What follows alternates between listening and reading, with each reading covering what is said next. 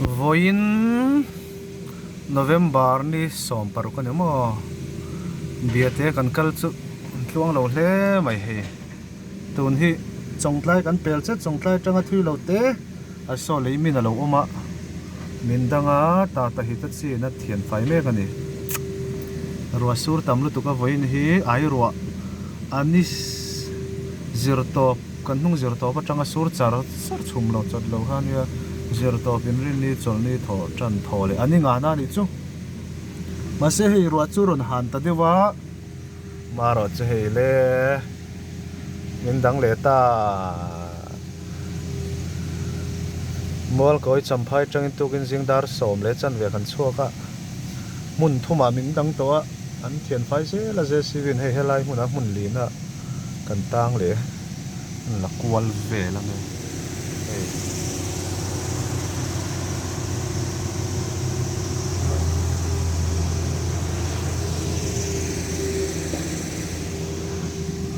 thian phai se le cer mai ale kal to na no kan tang ti po lo mani sa kar tan pe jon ti ngai na om lo reng an kong then fai to po ni se then fai lo po adia ro pui lu tuk alo ber SUV 4 wheel ve lo ngai ta na lo om yang lo ni sa so lai sa tu ye luang thare nga sa na hor thlan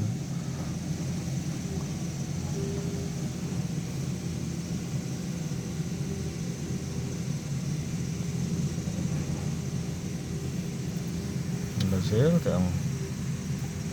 kenen le du takin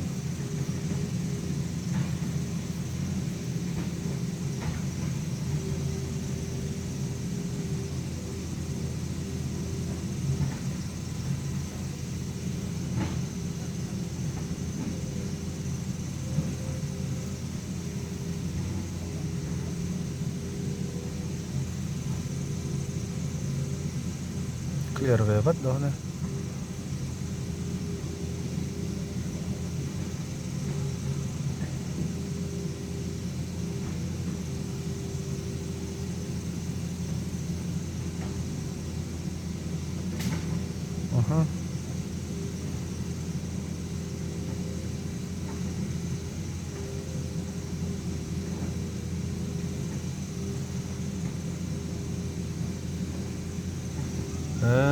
la sakla ma de ki tu ron lo khatia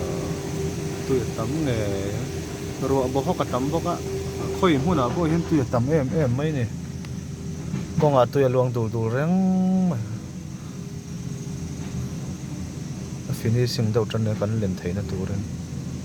dor ga kan ma gypsy pakha da om